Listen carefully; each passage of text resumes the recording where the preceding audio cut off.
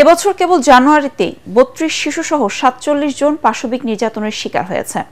এমন তথ্য দিয়ে বাংলাদেশ মহিলা পরিষদ বলছে, গণ অভ্যুত্থান পরবর্তী সময়ে আইন শৃঙ্খলা পরিস্থিতির অবনতির সুযোগে নির্যাতন নিপীড়নের সংখ্যা বেড়েছে আশঙ্কাজনক হারে। সমাজবিজ্ঞানীরা বলছেন, অভিভাবকদের অতি আধুনিক মানসিকতা এবং উদাসীনতায় বিপদগামী হচ্ছে শিশুরাও। এজন্য সন্তানদের সঙ্গে বন্ধুত্বপূর্ণ সম্পর্ক তৈরি ও তাদের মানসিক অবস্থা বোঝার তাগিদ দিচ্ছেন তারা। রাস্তা দাসের রিপোর্ট। মাত্র ১১ বছরের মিষ্টি মেয়ে সুবান নিখোঁজে যখন দিশেহারা বাবা মা, তখন শুধু পরিবার নয়, তাকে নিয়ে দুশ্চিন্তায় গোটা দেশ। তবে মোহাম্মদপুরের সিসিটিভি ক্যামেরায় রহস্যজনক ফুটেজ আর নওগাঁয় বন্ধুর সঙ্গে পালিয়ে যাওয়ার ঘটনায় রীতিমতো হতবাক সবাই। এমন ঘটনা নতুন নয়।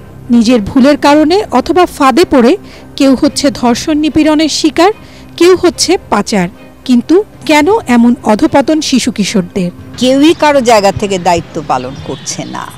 আমরা সামাজিক দায়িত্বই বলি, পারিবারিক দায়িত্বই বলি, রাষ্ট্রীয় দায়িত্বই বলি, পারছে না। ফলে পারিবারিক বন্ধনটা আমরা সেভাবে সুদৃঢ় করতে পারি না। একটা বাচ্চার যদি ভালো না লাগে, সে তার প্যারেন্টসকে, তার আত্মীয় স্বজনকে বা কাছের কাজিনদেরকে বা বন্ধু বান্ধবদেরকে শেয়ার করবে যে আমার ভালো লাগছে না। বাংলাদেশ মহিলা পরিষদের তথ্য বলছে, ২০২৫-এর জানুয়ারি মাসেই মোট নির্যাতনের শিকার ১৮ শিশুসহ ২৭ জন, যেখানে অন্তত ১৪ জন শিশুসহ ২০ জনকে দলবদ্ধভাবে পাশবিক নির্যাতন করা হয়েছে। নির্যাতনের পর হত্যা করা হয়েছে ২ জনকে।